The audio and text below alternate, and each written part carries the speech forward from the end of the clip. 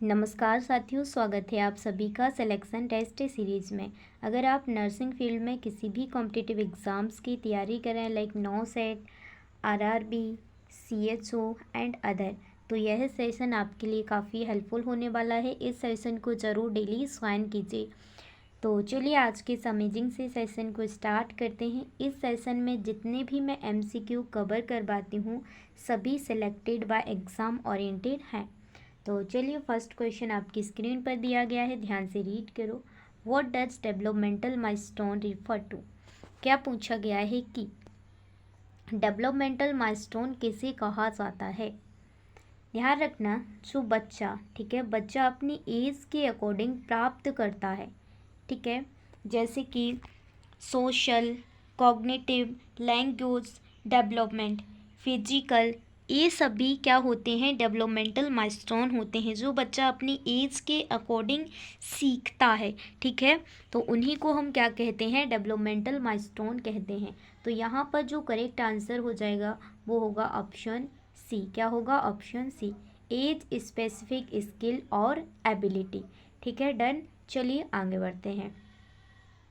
Question number 2 क्या पूछा गया है, maturation of function is considered as which type of development.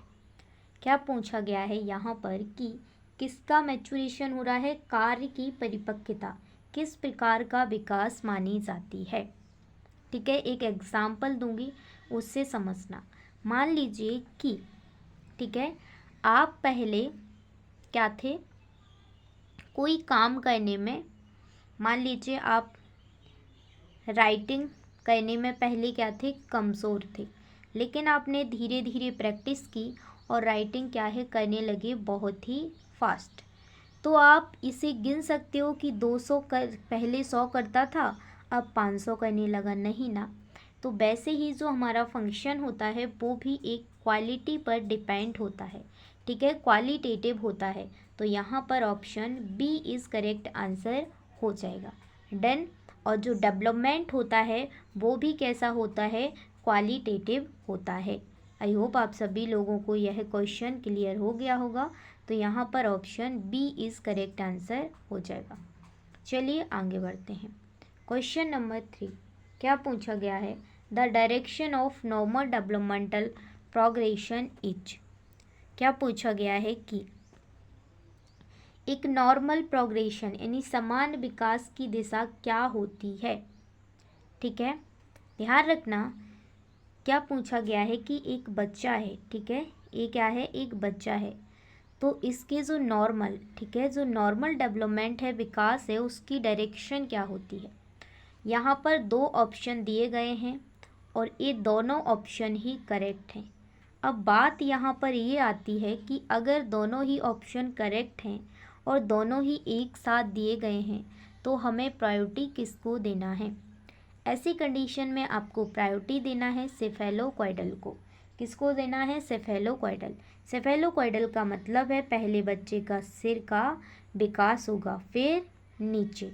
ठीक है, तो जब दोनों एक साथ आ जाएं तो आपको प्रायोरिटी देना है सेफेलोक्वाइडल को। ठीक है, अगर सेफेलोक्वाइडल मान लो नहीं है, प्रॉक्सिमल टू डिस्टल है, तो आपको ऑप्शन बी करेक्ट करना पड़ेगा। लेकिन अभी क्या सेफेलोक्वाइडल है, तो अभी जो करेक्ट आंसर हो जाएगा वो हो जाएगा ऑप्शन सी। आई होप आप सभी लोगों को यह समझ में आ गया होगा, डन। चलिए आगे बढ़ते हैं। क्वेश्चन नंबर 4 क्या पूछा गया है, ध्यान से रीड करो। What is the appropriate sequence to examine a child. क्या पूछा गया है कि एक बच्चे की जांच एग्जामिन कर रहे हैं, तो उसका जो सीक्वेंस है अप्रोप्रिएट, ठीक है, वो क्या है, कैसे करेंगे। तो बच्चा यहाँ पे जो करेक्ट आंसर हो जाएगा वो होगा ऑप्शन बी। क्या होगा, option B, least invasive to more invasive, यानी कि जिससे बच्चे को कम परेशानी हो और ठीक हो जाए जल्दी। ठीक है, तो यहाँ पर हम option B is correct answer हो जाएगा, डन। चलिए आगे बढ़ते हैं। क्वेश्चन नंबर 5 आपकी स्क्रीन पर है।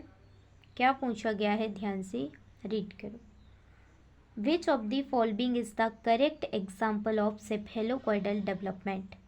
क्या पूछा गया है कि निम्नलिखित में से कौन से सिर से पैर की दिशा में यानी सेफेलोकॉइडल विकास का उदाहरण है। यहाँ पे आपको एक एग्जाम्पल बताना है। और एक बात और, अगर आप इसके PDF प्राप्त करना चाहते हैं जो भी मैं इस सिलेक्शन टेस्ट सीरीज़ में पढ़ाती हूँ, तो आपको व्हाट्सएप ग्रुप पर जुड़ जाना है। इसी वीडियो के डिस्क्रिप्शन में मैं लिंक दे दूँगी, वहाँ पर जाके आप जुड़ सकते हैं। व्हाट्सएप ग्रुप का नाम भी छाया मेडिकल क्लासेस है। ठीक है, तो आप जो भी मैं क्वेश्चन इस क्लास में करवाती हूँ वो सभी आपको PDF फॉर्मेट में मिल जाएंगे। ठीक है, जिससे आप उनको रीड कर सकते हो दोबारा से। डन। तो इसका जो करेक्ट आंसर हो जाएगा वो हो जाएगा सेफेलोकॉइडल का मतलब मैंने क्या बताया था, पहले सिर का विकास होगा बच्चे का। ठीक है, किसका विकास होगा, सिर का। ठीक है, पहले बच्चा क्या है, हेड कंट्रोल करना सीखेगा। तो यहाँ पर option B is correct answer हो जाएगा, हेड कंट्रोल बिफोर वॉकिंग। चलने से पहले क्या हेड को कंट्रोल करेगा। और कब 3 मंथ में ये बच्चा स्टार्ट कर देता है, कब 3 मंथ में हेड कंट्रोल बच्चा करने लगता है। डन। चलिए आगे बढ़ते हैं। क्वेश्चन नंबर 6 क्या पूछा गया है, ध्यान से रीड करो। Which developmental milestone is usually achieved first in infant. क्या पूछा है कि कौन सा जो डेवलपमेंटल माइलस्टोन है, ठीक है, सबसे पहले बच्चा प्राप्त करता है। Walking, standing, head control, sitting. मैंने बताया था क्या क्या सीखता है सबसे पहले, हेड कंट्रोल।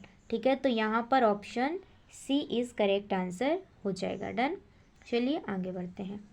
क्वेश्चन नंबर 7, इसका तो जवाब आपको पता ही चल गया। ठीक है, ठीक है, कोई नहीं। विच of the following is a fine motor milestone. क्या पूछा गया है कि निम्नलिखित में से कौन सा फाइन मोटर जो माइलस्टोन है वो है। ठीक है, तो फाइन माइलस्टोन वो है जब बच्चा क्या है, जो स्मॉल ऑब्जेक्ट है, छोटी वस्तुएं हैं, उसको क्या है, पिकअप करता है। ठीक है, उसको छोटी वस्तुओं को क्या है, उठाना। तो यहाँ पर option C is correct answer हो जाएगा, पिकिंग अप स्मॉल ऑब्जेक्ट। जो छोटी छोटी वस्तुएं हैं जब बच्चा उठाना शुरू करता है, ठीक है, तो वही है क्या है, फाइन मोटर माइलस्टोन होता है। डन। चलिए आगे बढ़ते हैं। क्वेश्चन नंबर 8 क्या पूछा गया है, at what age does a child typically achieve neck holding. क्या पूछा है कि शिशु जब किस उम्र में नेक होल्डिंग सीखता है। ऊपर बताया था कब सीखता है, 3 मंथ में। ठीक है, तो यहाँ पर option B is correct answer हो जाएगा। डन। चलिए आगे बढ़ते हैं। क्वेश्चन नंबर 9 क्या पूछा गया है, rolling over in commonly achieve at which age. क्या पूछा है कि बच्चा जो रोल है, ठीक है, रोल ओवर कब सीखता है। रोल ओवर का मतलब होता है बच्चा कब, 1 साइड पलटी खाना। ठीक है, कितनी साइड, 1 साइड पलटी खाना कब सीखता है, ध्यान रखना 5 मंथ में। ठीक है, 5 मंथ। तो यहाँ पर option B is correct answer हो जाएगा। डन। चलिए आगे बढ़ते हैं। अगर क्लास पसंद आए तो ज़रूर अपने फ्रेंड्स के साथ शेयर जरूर करना। नेक्स्ट क्वेश्चन है, when does a child usually sit without support. क्या पूछा है कि जो बच्चा है वो आमतौर पर बिना सहारे के, विथआउट सपोर्ट, कब बैठना शुरू करता है। 6 से 7, 8, 10। ध्यान रखना वो करता है 8 मंथ में। कब करता है, 8 मंथ। तो यहाँ पर option C is correct answer हो जाएगा। डन। चलिए आगे बढ़ते हैं। क्वेश्चन नंबर 11 क्या पूछा गया है, ध्यान से रीड करो। Crawling, moving on hands and knees usually appears at what age. क्या पूछा है कि बच्चा क्रॉलिंग करना कब सीखता है, 7, 9, 10 या फिर 12 मंथ में। ध्यान रखना बच्चा क्रॉलिंग करना सीखता है 9 मंथ में। कब सीखता है, 9 मंथ। तो यहाँ पर option B is correct answer हो जाएगा। डन। चलिए आगे बढ़ते हैं। ठीक है, देखिए नेक्स्ट क्वेश्चन क्या पूछा गया है। Question number 12, at what age does a child typically begin to walk independently without support. क्या पूछा है कि शिशु आमतौर पर किस उम्र में बिना सहारे स्वतंत्र रूप से चलना सीखता है। ठीक है, विदाउट सपोर्ट। ठीक है, बिना सहारे के बच्चा कब सीखता है चलना। ठीक है, ध्यान रखना वो सीखता है स्टैंड विथ सपोर्ट तो सीखेगा बच्चा। ठीक है, स्टैंड विथ सपोर्ट सीखता है 12 मंथ में। ये पॉइंट ध्यान रखना, मतलब कि बच्चा सपोर्ट से, ठीक है, थोड़े थोड़े चलना फिर गिरना, मतलब सपोर्ट के सहारे 12 मंथ में सीखता है। और यहाँ पे पूछा गया है इंडिपेंडेंटली, ठीक है, बिना सहारे के कब सीखेगा। ठीक है, 15 मंथ में। कब? 15 मंथ में। तो यहाँ पर option B is correct answer हो जाएगा, विदाउट सपोर्ट। अगर सपोर्ट की बात की जाए तो 12 मंथ। ये दोनों पॉइंट याद रखना। डन। चलिए आगे बढ़ते हैं। क्वेश्चन नंबर 13 क्या पूछा गया है, what is the term used for the formation and maturation of blood cells. यहाँ पे क्या पूछा गया है कि रक्त कोशिकाओं की, यानी जो रक्त कोशिकाएं हैं उनके मैच्योरेशन एंड फॉर्मेशन की प्रोसेस को क्या कहेंगे। ठीक है, ध्यान रखना, उसके मैच्योरेशन एंड फॉर्मेशन की प्रोसेस को हम कहते हैं हेमेटोपोइसिस। क्या कहते हैं? हेमेटोपोइसिस। तो यहाँ पर option B is correct answer हो जाएगा। डन। चलिए आगे बढ़ते हैं। चलिए नेक्स्ट क्वेश्चन क्या पूछा गया है, ध्यान से रीड करो। क्या पूछा है, the formation and maturation of red blood cells is called. क्या पूछा है कि जब आरबीसी के मैच्योरेशन एंड फॉर्मेशन की प्रोसेस को क्या कहेंगे। ध्यान रखना, जब आरबीसी का फॉर्मेशन एंड मैच्योरेशन होता है उस प्रोसेस को हम कहते हैं इरिथ्रोपोइसिस। क्या कहते हैं? इरिथ्रोपोइसिस। तो यहाँ पर option A is correct answer हो जाएगा। ठीक है, ल्यूकोपोइसिस क्या होता है। ठीक है, जब डब्ल्यूबीसी का मैच्योरेशन एंड फॉर्मेशन होता है उसे ल्यूकोपोइसिस कहते हैं। और थ्रोम्बोपोइसिस क्या होता है, जब प्लेटलेट्स का मैच्योरेशन एंड फॉर्मेशन होता है उसे हम थ्रोम्बोपोइसिस कहते हैं। आई होप आप सभी लोगों को ये तीनों पॉइंट अच्छे से क्लियर हो गए होंगे। डन। चलिए आगे बढ़ते हैं। क्वेश्चन नंबर 15 क्या पूछा गया है, व्हाट इज़ ल्यूकोपोइसिस। वही क्वेश्चन है, ल्यूकोपोइसिस क्या बताया था, जब डब्ल्यूबीसी का फॉर्मेशन एंड मैच्योरेशन होगा उसी को हम ल्यूकोपोइसिस कहते हैं। तो यहाँ पर जो करेक्ट आंसर हो जाएगा ऑप्शन वी। ठीक है, डन। चलिए आगे बढ़ते हैं। क्वेश्चन नंबर 16 क्या पूछा गया है, thrombopoiesis refers to the formation of. Thrombopoiesis किससे रिलेट करता है, किससे संबंधित है, ऊपर बताया था जब प्लेटलेट्स का फॉर्मेशन प्लस मैच्योरेशन होता है तो उसे हम क्या कहते हैं, थ्रोम्बोपोइसिस कहते हैं। डन। चलिए आगे बढ़ते हैं। क्वेश्चन नंबर 17 क्या पूछा गया है, how many stage of haematopoiesis occur during embryonic life. क्या पूछा है कि भ्रूण के जीवन के दौरान ब्लड का जो निर्माण है उसकी कितनी फेजेस होती हैं। ठीक है, ध्यान रखना, उसकी जो फेजेस होती हैं वो होती हैं 3। कितनी होती हैं? 3। कौन कौन सी होती हैं, ध्यान से सुनना। शॉर्ट में लिखूंगी बट बोलूँगी पूरा। एम मतलब मीजोब्लास्टिक, एच मतलब हेपेटिक, एम मतलब मायोलोड। डन। डन। मीजोब्लास्टिक, हेपेटिक, मायोलोड। ठीक है, एम्ब्रियोनिक, ये जो फीटल लाइफ होती है, एम्ब्रियोनिक लाइफ होती है, उसकी 3 स्टेज होती हैं। डन। चलिए आगे बढ़ते हैं। क्वेश्चन नंबर 18 क्या पूछा गया है, which is the first stage of haematopoiesis in embryonic life. क्या पूछा है कि भ्रूण जीवन में रक्त निर्माण की पहली फेज कौन सी है। ठीक है, पहली फेज कौन सी है, मैंने बताया था कौन। एम मतलब मीजोब्लास्टिक, एक एम पहले है और एक एम बाद में है। ठीक है, बीच में क्या है, एच है, हेपेटिक। ठीक है, पहला वाला एम है मीजोब्लास्टिक, लास्ट वाला एम है मायोलोट। ठीक है, तो यहाँ पर जो करेक्ट आंसर हो जाएगा ऑप्शन वी। ठीक है, डन। चलिए आगे बढ़ते हैं। क्वेश्चन नंबर 19 क्या पूछा गया है? In the mesoblastic stage haematopoiesis occurs in. क्या पूछा है कि हेमेटोपोइसिस है, ठीक है, हेमेटोपोइसिस है मीजोब्लास्टिक स्टेज में, यानी हेमेटोपोइसिस का मतलब होता है रक्त का निर्माण कहाँ होता है? लिवर में, रेड बोन मेरो में, योग सैक में, या फिर स्प्लीन में। ध्यान रखना जो मीजोब्लास्टिक स्टेज है, ठीक है, तो उसमें जो ब्लड का फॉर्मेशन होगा वो हो जाएगा योग सैक में। किस में होगा? योग सैक में। तो यहाँ पर option C is correct answer हो जाएगा। और एक कब 2 मंथ इंट्रा, ठीक है, इंट्रा यूटेराइन लाइफ। ठीक है, डन।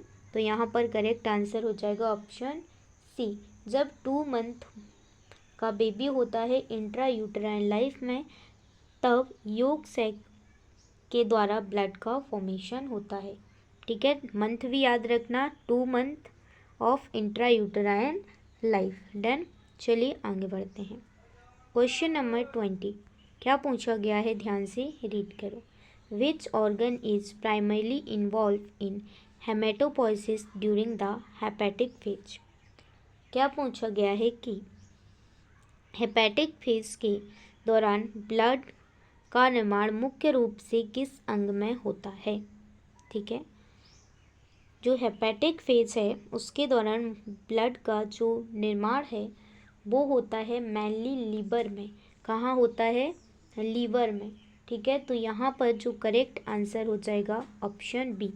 अब आप कहोगे होता तो स्प्लीन में भी है, होता है, बट आपको प्रायोरिटी अगर दोनों ऑप्शन आते हैं लीवर प्लस स्प्लीन, तो आपको प्रायोरिटी लीवर को देना है। ठीक है, अगर मान लो लीवर नहीं होता है तो फिर आपको करेक्ट आंसर स्प्लीन ही लगाना पड़ेगा। डन। और ये कितने मंथ में? ध्यान रखना 3 month of intra uterine life. ठीक है, डन। चलिए आगे बढ़ते हैं। नेक्स्ट क्वेश्चन क्या पूछा गया है? क्वेश्चन नंबर 22 क्या पूछा है? Myeloid phase of haematopoiesis occur in which organ. क्या पूछा है कि जो लास्ट की मायोलेट स्टेज होती है, फेज होती है, उसमें ब्लड का निर्माण किस अंग में होता है? ठीक है, ध्यान रखना ये क्वेश्चन भी आ सकता है। ठीक है, क्या ये क्वेश्चन भी आ सकता है लास्ट के 3 मंथ। कितने? लास्ट के 3 मंथ, यानी 7, 8 और 9। ठीक है, ये भी ध्यान रखना कितने? 7, 8, 9, लास्ट 3 मंथ। ये क्वेश्चन भी आ सकता है, ये ध्यान रखना पॉइंट। ठीक है, तो किस में होता है? रेड बोन मैरो में। किस में होता है? रेड बोन मैरो में। अब यहाँ पे भी लीवर दिया है। अब आप कहोगे लीवर में भी तो होता है, बट आपको प्रायोरिटी किसको देना है?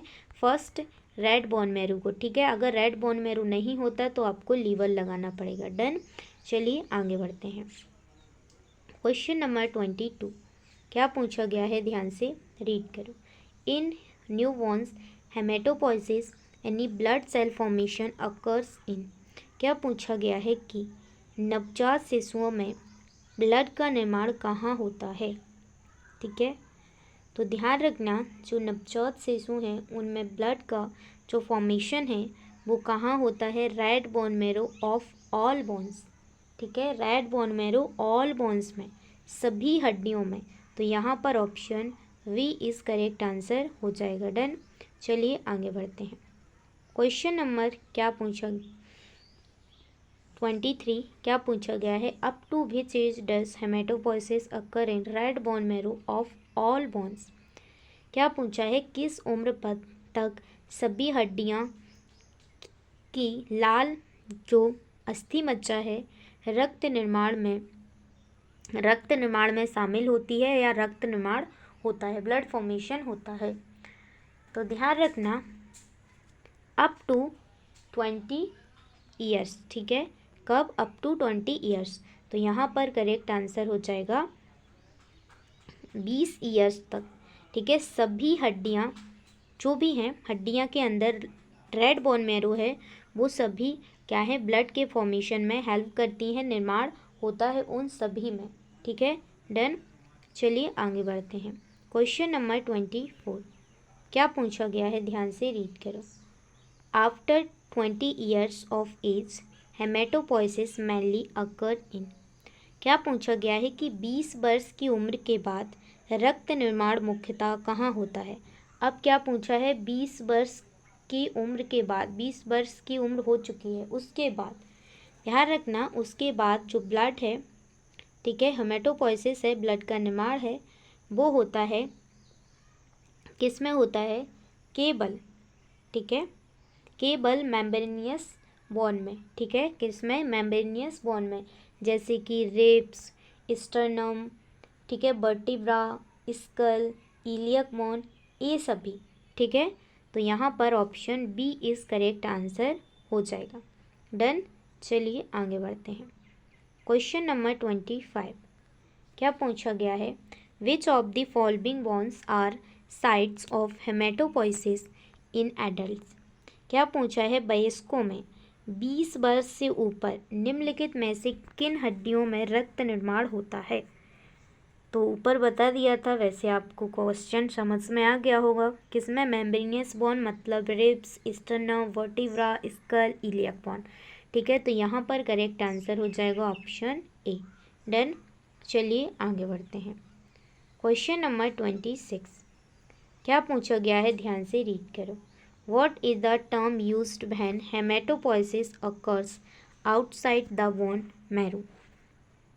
क्या पूछा गया है कि जब रक्त निर्माण, ठीक है, बोन मैरो से बाहर होता है तो उसे क्या कहा जाता है, ठीक है। ध्यान रखना, जब जो रक्त है उसका निर्माण बोन मैरो से बाहर हो रहा है, मतलब बोन मैरो में नहीं हो रहा, तो उसे हम क्या कहते हैं, क्या कहते हैं, एक्स्ट्रा मेडुलरी हेमेटोपोइसिस, ठीक है। तो यहाँ पर जो करेक्ट आंसर हो जाएगा ऑप्शन बी। डन। चलिए आगे बढ़ते हैं। क्वेश्चन नंबर 27 क्या पूछा गया है, ध्यान से रीड करो। In adults if bone marrow is destroyed of fibrosis blood cell formation occurs in. क्या पूछा है, यदि वयस्कों में अस्थि मज्जा यानी बोन मैरो नष्ट हो जाता है या फाइब्रोस हो जाए तो रक्त का निर्माण फिर कहाँ होगा, ऐसी कंडीशन में, इन दैट केस, ठीक है। ध्यान रखना, अगर ऐसा केस देखने को मिलता है तो फिर जो ब्लड का फॉर्मेशन है, ठीक है, वो होता है लीवर एंड एस्प्लीन में। कहाँ होता है, लीवर एंड एस्प्लीन में। डन। तो यहाँ पर करेक्ट आंसर हो जाएगा ऑप्शन सी। चलिए आगे बढ़ते हैं। क्वेश्चन नंबर 28 अगर क्लास पसंद आए तो ज़रूर अपने फ्रेंड्स के साथ शेयर कीजिएगा, और इसकी PDF लेना चाहते हैं तो डिस्क्रिप्शन में लिंक है व्हाट्सएप ग्रुप की, वहाँ ज्वाइन कीजिए, आपको ये PDF मिल जाएगी, ठीक है। चलिए क्वेश्चन नंबर 28 क्या पूछा है, extramedullary haematopoiesis is commonly seen in which condition. क्या पूछा है, एक्स्ट्रा मेडुलरी हेमेटोपोइसिस आमतौर पर किस स्थिति में देखा जाता है। ध्यान रखना, वो देखा जाता है एप्लास्टिक एनीमिया में। कब, एप्लास्टिक एनीमिया में। तो यहाँ पर करेक्ट आंसर हो जाएगा इन ऑप्शन में से ऑप्शन वी। डन। चलिए आगे बढ़ते हैं। क्वेश्चन नंबर 29 क्या पूछा गया है, ध्यान से रीड करो। Which of the following organs can resume haematopoiesis in adults during disease condition. क्या पूछा है, निम्नलिखित में से कौन से अंग रोग की स्थिति में वयस्कों में पुनः रक्त निर्माण शुरू कर सकते हैं, ठीक है, पुनः क्या है, रक्त का निर्माण शुरू कर सकते हैं, ठीक है। तो वो कौन है जो पुनः ब्लड का फॉर्मेशन कर सकते हैं, तो वो है, ध्यान रखना, लिवर एंड एस्प्लीन। कौन है, लिवर एंड एस्प्लीन। तो यहाँ पर option B is correct answer हो जाएगा। डन। चलिए आगे बढ़ते हैं। क्वेश्चन नंबर 30 क्या पूछा गया है, what is the primary site of production of all blood cell in the body.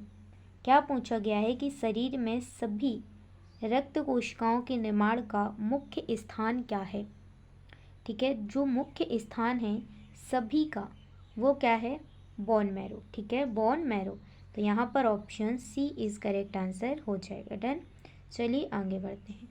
Question number 31 क्या पूछा गया है? Approximately what percentage of bone marrow is involve in the production of white blood cell यानी leukocyte. क्या पूछा है कि कितने प्रतिशत जो बोन मैरो है वो यानी डब्ल्यूबीसी के निर्माण में संलग्न होती हैं, यानी कितना परसेंट डब्ल्यूबीसी के निर्माण में बोन मैरो का होता है। ध्यान रखना, जो डब्ल्यूबीसी है वो 75% बोन मैरो डब्ल्यूबीसी के निर्माण में सहायता करती है और जो सिर्फ 25% है वो आरबीसी के। अब आप कहोगे कि आरबीसी के निर्माण में सिर्फ 25% और डब्ल्यूबीसी के निर्माण में 75। इसका रीज़न है, ठीक है, रीज़न भी ध्यान रख लो, क्योंकि डब्ल्यूबीसी क्या है, इसका जो ठीक है जीवन काल है वो सिर्फ 1 to 10 डेज होता है, इसलिए ये जल्दी क्या है ख़त्म हो जाती है। और जो आरबीसी है आप सभी लोगों को पता होगा उसका 120 डेज का जीवन काल होता है, इसलिए एक जो बोन मैरो है वो कम परसेंट में आरबीसी है उसका निर्माण करती है और डब्ल्यूबीसी का ज़्यादा में, इसलिए क्योंकि जीवन काल क्या है डब्ल्यूबीसी का कम होता है। डन। आई होप आप सभी लोगों को यह पॉइंट क्लियर हो गया होगा। तो यहाँ पर जो करेक्ट आंसर हो जाएगा ऑप्शन सी। चलिए आगे बढ़ते हैं। क्वेश्चन नंबर 32 क्या पूछा गया है? What percentage of bone marrow is involved in the production of red blood cells. क्या पूछा गया है कि आरबीसी के निर्माण में अस्थि मज्जा का कितना प्रतिशत भाग कार्य करता है। ध्यान रखना, आरबीसी के निर्माण में बोन मैरो का जो परसेंट है वो कितना करता है, अभी बताया था 25%। रीज़न भी बता दिया क्यों। ठीक है, डन। चलिए आगे बढ़ते हैं। क्वेश्चन नंबर 33 क्या पूछा गया है? व्हाट इज सीपीआर यानी कि कार्डियोपल्मोनरी रिससिटेशन। क्या पूछा गया है कि सीपीआर क्या होता है। ठीक है, सीपीआर क्या होता है, तो ध्यान से समझना। सीपीआर क्या होता है? जब किसी भी व्यक्ति का हार्ट या फिर लंग्स वर्क करना बंद करते हैं, उस कंडीशन में हम क्या है किसी भी व्यक्ति को सीपीआर देते हैं, जबकि किसी भी व्यक्ति का हार्ट या फिर लंग्स वर्क करना बंद कर देते हैं। ठीक है, रिससिटेशन का मतलब होता है कि हार्ट या फिर लंग्स को दोबारा से पुनः जीवित करना।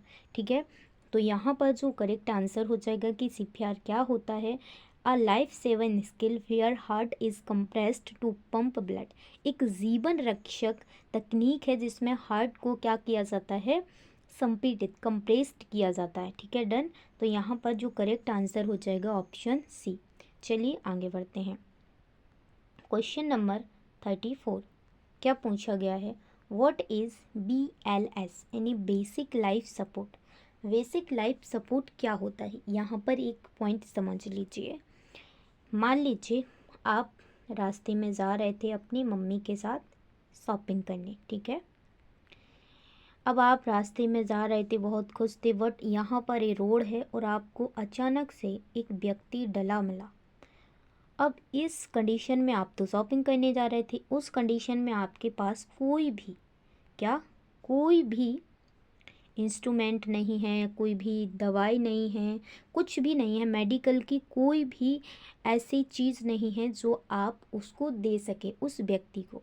वट आपका मन है कि मैं इसको बचाऊंगा इस व्यक्ति को। ठीक है, आप अच्छे हैं, अच्छे इंसान हैं और आप बचाने की सोच रहे हैं, तो उस कंडीशन में आप क्या है इस व्यक्ति पर जो आपके पास नॉलेज है, जो आपके पास बेसिक नॉलेज है, उसको अप्लाई करके आप इस व्यक्ति को बचाएंगे।